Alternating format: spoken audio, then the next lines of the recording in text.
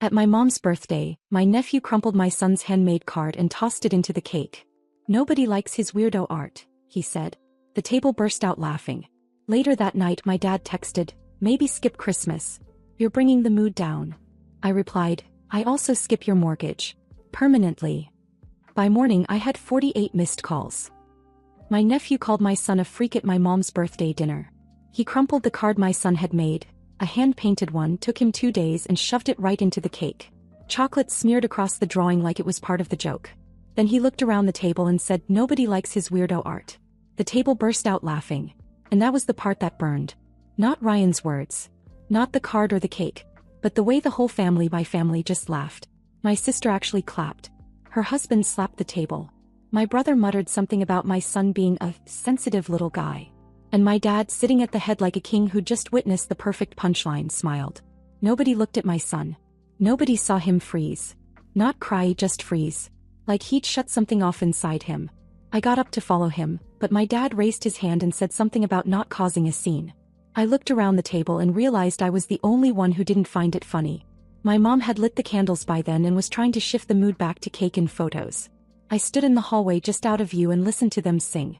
My son never came back down. I didn't make him. When we got home he went straight to bed without a word.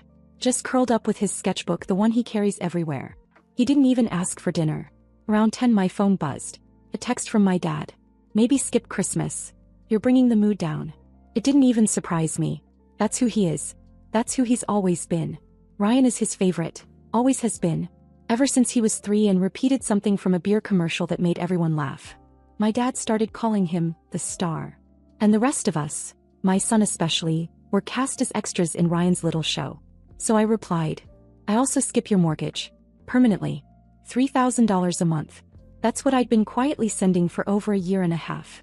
When my dad lost his job and my mom's health issues got worse, I stepped in. My sister chipped in a couple hundred now and then, usually with complaints. My brother bailed entirely. But I'd been covering the mortgage, groceries, utilities, the whole thing. They never thanked me. Never asked me how I was managing it as a single mom. Never asked if I needed anything. It was just understood. Katie handles it. Katie fixes things. But that night, standing in my kitchen staring at that text, "You're bringing the mood down," something in me snapped. I turned off my phone and went to bed. When I woke up I had 48 missed calls. 16 from my dad. 9 from my sister. A few from my mom. Even my brother had called, probably because he was afraid I was going to ask him to help. I didn't call anyone back. By the end of the day the group chat was flooded with vague guilt-tripping messages. Things like, "We're all tired and don't make this about money and Ryan's just a kid, Katie." Not one of them apologized to my son. Not one of them asked how he was. And that's when I realized what I had to do. Not just about the money. About all of it. About how I'd been treated like a utility, useful, quiet, expected, while they fawned over Ryan, let him say whatever he wanted and turned my son into a punchline. It wasn't going to be like that anymore. Not for me. And definitely not for my kid. The first time I realized how deep it went, Ryan had just turned 5. He threw a hard plastic dinosaur at my son's face and split his lip open. My son was 3. He started crying and Ryan laughed like it was the funniest thing he'd ever seen. My sister barely reacted. My dad chuckled and said, "Boys will be boys." That line followed Ryan everywhere like a permission slip. When he erased a drawing my son had worked on for hours and replaced it with a stick figure vomiting, they called it a prank. When he hid my son's stuffed fox and made him cry before bedtime at a family cabin trip, my mom said maybe he should stop bringing baby toys around. When he made a TikTok mocking my son's speech, he had a lisp for a while, and it got over 200 likes. My dad shared it on Facebook with 3 laughing emojis. But somehow I was always the one ruining the mood. I was too sensitive. Too reactive. I needed to relax, lighten up, take a joke. My sister would say, "Ryan teases because he likes him." My dad would nod like it was a fact. I would tell them he wasn't teasing, he was bullying, and they'd just change the subject or leave the room. After what happened at the birthday, I didn't expect an apology. But part of me still hoped someone might at least check in on my son. Just to ask if he was okay. No one did. Instead they flooded the group chat with blurry pictures of candles and cake, like the rest of the night had gone off without a hitch. Like my son disappearing after being humiliated was a minor hiccup. My mom even posted a photo online with the caption, "Family is everything." I didn't comment. That Sunday my son told me he didn't want to go to art class anymore. He said, "I think it's stupid now. Like everyone else thinks." I told him that wasn't true, but he just shrugged and went back to drawing alone in his room. That one cut deeper than anything they said to me. He'd always loved art like other kids love video games. It was the one place he felt proud. And they'd taken that from him. Over a cake. Over a birthday card he poured his whole heart into. When I stopped the mortgage payments, I expected silence from them for at least a few days. I figured they'd need time to process that their backup plan was gone. Instead, it took less than 12 hours. My mom called first. She didn't ask how we were. She didn't bring up the card or the cake. She just said she noticed the mortgage hadn't gone through and wanted to make sure it was just a mistake. I told her it wasn't. She paused and said, "But that's your father's house." I said, "And that's my son you all laughed at." She got quiet. Then she asked, "So what are we supposed to do now?" That's when it hit me.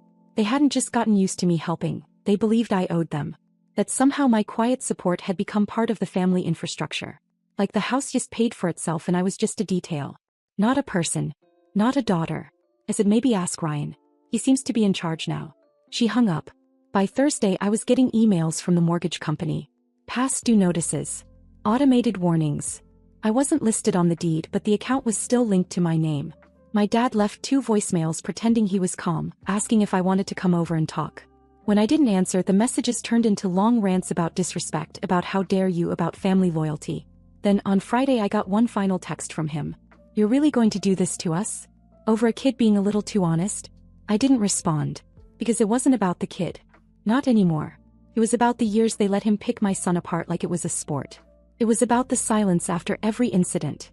The way they protected him like a crown jewel while treating my son like collateral damage. It was about the long pattern of choosing one child over another, and thinking the rest of us would just deal with it. They made it clear who their favorite was. Now they were about to find out what it felt like to be the one left out. By the time the second mortgage payment failed, I had already removed my name from the autopay system. They didn't realize it right away. They were used to the money just showing up, the house remaining warm, the lights always on, the fridge never empty. The silence from me was probably just assumed to be my usual pattern. Quiet compliance. But this time was different. I wasn't waiting for an apology anymore. I had stopped expecting change. I was just watching. On the 5th day the calls started ramping up. First my dad. Then my sister. Then my mom. Then they started calling from my niece's phone, my aunt's number, even a restricted line. I ignored everyone. I didn't block them. I wanted them to know I was seeing their names and choosing not to answer. That silence could be intentional too. My brother, who hadn't paid a cent toward the house in 2 years and only ever texted to ask for fantasy football updates, sent me this masterpiece. "You're seriously doing this? Just let it go already. Ryan's a kid. You're the adult." I didn't reply, but I kept that message. Just in case I ever forgot how deeply none of them understood. They thought it was about the birthday. They still didn't realize that moment with the cake and the card wasn't the beginning. It was the end. The last straw after years of watching my son get left out, talked down to, mocked, erased. It was years of my father encouraging that dynamic, propping Ryan up like the heir to a throne nobody asked for, while looking at my son like he was a fragile ornament nobody knew what to do with. And now they were losing the throne. The group chat that I had muted weeks ago lit up again. My sister posted a photo of Ryan vacuuming. Caption: "Some kids just take initiative." Someone responded with clapping emojis. Then my mom chimed in with one of her signature passive-aggressive memory bombs. A picture of all of us at the beach when I was maybe 10, all sunburned and smiling. "We used to be so close," she wrote. I didn't open the chat. My friend sent me a screenshot instead. I had told her everything.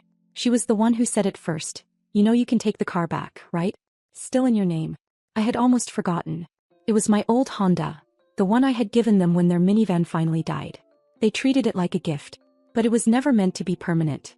I paid the registration, the insurance, the maintenance. It was easier than listening to them fall apart again.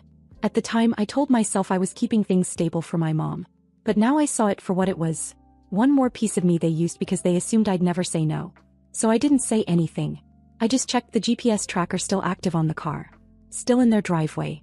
I called a towing company and asked how soon they could pick up a vehicle I owned. They said by the end of the day. The next morning the car was gone. By noon my mom called 12 times. My dad texted, "Did you seriously just repossess the car? Are you insane?" I didn't answer. That afternoon my mom left a voicemail. "No hello. Just we're trying to stay afloat here, Katie.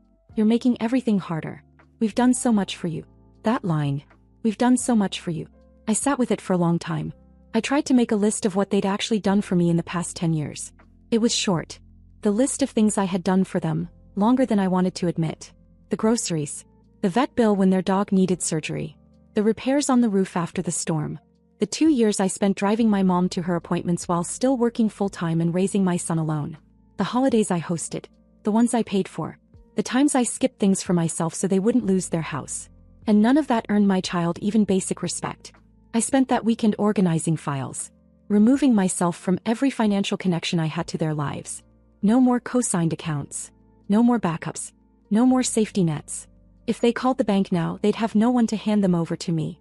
And they'd have no idea how much I'd already unhooked. On Sunday night, I took my son out for dinner. Just the two of us. He brought his sketchbook. He sketched a waiter carrying 3 trays at once, then showed me and said, "I'm practicing people now. Not just animals." Asked why. He said, "Because someday I'm gonna draw the whole world and I don't want to leave anyone out." And I thought about how small they made him feel. About how hard they tried to break that light in him. About how much quieter he had become around them. And I knew I'd made the right decision. Even if they never understood it. Even if they never forgave me. Even if it all fell apart completely.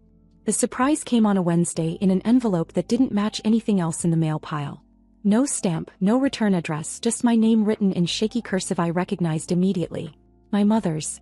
That alone should have been enough to make me pause, but curiosity overrode caution. I opened it at the kitchen counter, my son at the table sketching a dog with wings. Inside was a legal notice. Not a letter. Not an apology. Not even a complaint. It was an updated will. They had removed me completely. I scanned it twice just to be sure I wasn't misreading it. My sister and brother were listed. Ryan was listed by name, along with vague mentions of education funds and early inheritance access. My name and my son's were nowhere in it. Nothing. No backup clauses. No explanations. Just a highlighted section at the bottom that said, "This reflects our current estrangement and the repeated disrespect shown toward this family."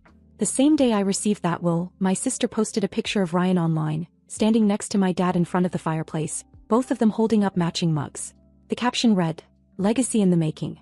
I didn't need a caption to know what it meant. I didn't cry. I didn't feel anything at first. Just a long, low silence in my chest. Like something that had always been rotten had finally been dug up. I looked over at my son, still bent over his sketchpad, humming to himself. And I thought, this is who they're cutting out. This boy. For what? For being gentle? For not punching back? Later that night I called a lawyer. Not to fight the will. I didn't want their money, their house, their legacy. I just wanted to make sure I had everything in order for myself and my son. A living trust, a detailed power of attorney, airtight plans for everything. I wasn't going to let anyone else take anything from him. Ever again. But that wasn't the only surprise. 2 days after the will arrived, I got a notification from the GPS app I'd forgotten was still active. The one I used to track the car I'd reclaimed. The car had moved. Not far. Just 20 minutes south, outside city limits. A small repair shop I didn't recognize. I called the tow company. They hadn't moved it. It had been taken. Turns out my dad still had the spare key. He'd driven it off the lot. I didn't call him. I didn't text. I went straight to the police. The car was still registered in my name. The insurance was still mine. And now, after everything he was stealing from me. When I filed the report, the officer asked if I wanted to press charges. I said yes. Not out of spite. Not even out of anger. But because if I didn't draw a line now, they would never believe one existed. Within 24 hours they found the car. My dad had parked it behind his friend's body shop, probably assuming no one would look there. The moment he found out the cops were involved, the floodgates opened. My phone blew up. Messages from my mom begging me to drop it. Saying it was a misunderstanding. Saying my dad was going through a rough time, that I'd embarrassed him in front of people. My sister texted some half-threat, half-plea about family reputation. My brother said, "Are you actually pressing charges on your own dad? What the hell is wrong with you?" But there was one message that stood out. It came from a number I didn't recognize at first. It was Ryan. He sent a voice note. Just 30 seconds long. He said, "I don't know why everyone's acting like it's such a big deal. You've always been overdramatic. Maybe if your kid wasn't so weird, none of this would have happened." That was it. A smirking little grenade dropped straight into my inbox. Not even a full minute long, but it lit up every memory I'd buried. Every snide comment, every eye roll, every time I was told to stop overreacting. This was who they'd chosen. This was who they were defending. And this was who would inherit everything. I forwarded it to the officer handling the case. And then I sent one final message in the family chat, the one I hadn't opened in weeks. "Since we're all so concerned with legacy, I'll let you build yours. But from here on out, you build it without my money, my help, or my name. Consider this the last message I'll ever send to any of you." Then I left the group. I blocked every number. That night, I sat with my son on the couch and watched a movie while he drew beside me. He didn't know about the will, or the police report, or the messages. All he knew was that the house was quiet. The tension was gone. No more Sunday dinners, no more being forced to smile through parties that made him feel small. Just us finally. It didn't feel like losing a family. It felt like closing the door on a house that had been burning for years. And finally walking away from the smoke.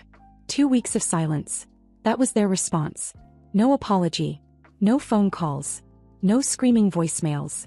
They didn't try to show up, didn't beg, didn't even fake concern.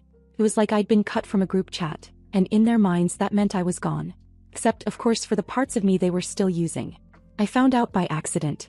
I was refinancing my own mortgage, trying to reduce the interest rate, and during the credit pull something popped up that made the loan officer pause. He asked if I had any other open lines of credit I hadn't mentioned. I told him no. He asked again slowly this time, like maybe I didn't understand the question. That's when I knew something was wrong. I pulled my own credit report that night, and there was a joint credit card I'd co-signed years ago for my dad, back when he was out of work and they were just trying to stay afloat. He'd promised me it was only for emergencies. The last time I looked at it, the balance was under $1,000. Paid off. Dormant. No. $6,437.18. Mostly spent in the last 90 days. Restaurants, online orders, a weekend at a casino in Laughlin. A hotel stay in San Diego. One line item just said, Ryan's grad suite. Graduation? He was 13. What were they even celebrating? I called the credit company the next morning. I told them I hadn't authorized any of the recent charges. They said the card had been used repeatedly and wasn't flagged because there was a long history of shared use. Legally, my name was still on the account. So I wasn't just responsible. I was liable. I had 2 options, pay it or prove fraud. So I did what they never expected. I hired a lawyer. Not just to dispute the card but to audit everything. Every account, every signature, every joint bill I'd ever helped them with. And it was worse than I thought. 2 unpaid utility bills. Both opened in my name. Still active at their house. Internet and water. 1 hospital bill from 2 years ago where my mom had used my insurance card at an out-of-network clinic. I vaguely remember her calling me that day saying she left her wallet at home. But it was never an emergency. It was a routine checkup. She just didn't want to pay her copay. And then the biggest one. A refinance application. From 4 months earlier. They had submitted paperwork to tap equity from the house. On the income section they included me. They hadn't forged my signature, but they inflated their household income using deposits I had made. My lawyer said it bordered on financial misrepresentation. I sent cease and desist letters to every agency connected to my name, locked my credit, canceled anything that gave them access. I even froze my insurance for a month while I switched providers. That week they finally broke the silence. It wasn't a call. It wasn't a message. It was my mother. Standing on my porch with a box in her hands like she was doing me a favor. I opened the door a crack, just enough to make it clear she wasn't coming in. She said the box had photos, old letters, cards from when I was little. Things she thought I might want, before everything changed. Her voice was calm. She always got like that when she was lying. I told her to leave it on the porch. She nodded like she expected it. Then she added almost casually, "You're not the only one hurting, Katie. We're family." That used to mean something. I didn't say a word. I just closed the door. Inside the box were pictures, sure. Birthday cakes, beach days, grainy Polaroids from the 90s. I flipped through them with no real emotion until I found the letter, folded once and shoved between 2 framed pictures of me as a kid. It was handwritten.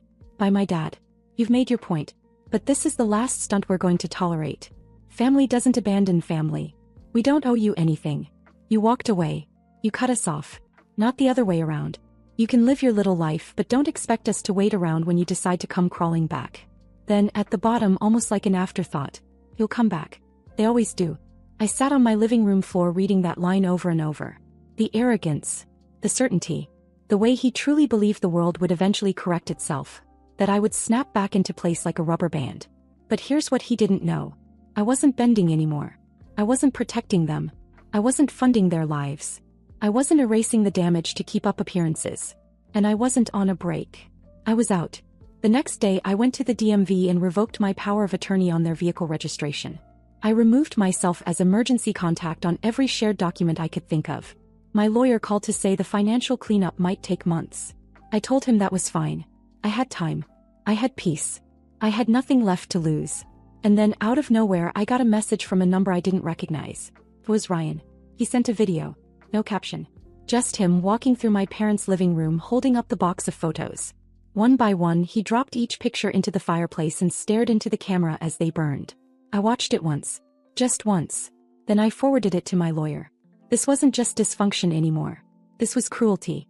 Deliberate. Ugly. Documented. Let them burn whatever they want. All they were doing was lighting the path to the next chapter. And they were going to hate how this story ended. 3 months later I got the voicemail. It was my mom. Her voice was slower than I remembered. She said they were in a bit of a tough place right now, and they might need some help just temporarily. She said my dad was having trouble with the house, and something about the bank calling. I didn't listen to the rest. I deleted it before it was even over. I already knew what was happening. The refinance had fallen through. They couldn't afford the mortgage without my monthly $3,000. Utilities were behind. My name was off every account now, so their credit was bleeding. And the car, the one my dad tried to steal, that had been repossessed officially after he missed 3 insurance payments. I didn't say a word. I just let the system they use so easily turn on them. They tried to fix it the way they fixed everything else, with shame. I got emails from my sister next. She said my parents were not well. That it was bigger than just money now. Then came the guilt. You've made your point. We get it. Can you come back now? I didn't respond. They'd spent years watching my son shrink in their presence, too different for their liking. They let Ryan spit insults and called it personality. They laughed when my son's art got crushed into a cake. Then when I walked away, not with drama, not with violence, just with boundaries, they turned me into the enemy. And now they wanted my help. There was a time when that would have worked. When I would have put my son in the back seat metaphorically or literally just to keep them stable. But something changed the night he told me he wanted to draw people, not just animals, because he didn't want to leave anyone out. He had never been treated that way. They had always left him out. And for what? So Ryan could shine a little brighter? So my dad could maintain his imaginary pecking order of who deserved what in this family? All while I paid the bills in silence? That voicemail wasn't a cry for help. It was the sound of a system finally cracking under the weight of its own entitlement. A few days later I ran into my brother at the grocery store. We made eye contact in the dairy aisle. He looked at me for a beat too long, then walked away without saying anything. I wasn't surprised. They weren't built to confront things directly. Just whispers and edits, quiet deletions of people who no longer served the story they were trying to tell. I got one final letter after that. Handwritten. No return address again. Inside was a short note from my father. No apology. Just a line. We're selling the house. Hope you're satisfied. I folded it once and tossed it in the trash. Not because I didn't care, but because for the first time in years I finally didn't have to. They weren't my responsibility anymore. My son's art is pinned all over the kitchen walls now. He draws people again. He makes cards, but only for people who've earned them. And last week he gave me one with a sketch of 2 owls on a branch. Underneath he wrote, "Some people leave. Some people stay. I'm glad you stayed, Mom. So no, I won't be helping them. Not now. Not ever." They built a family around a favorite and expected the rest of us to orbit around him like satellites. But I stopped revolving. And I'm never going back.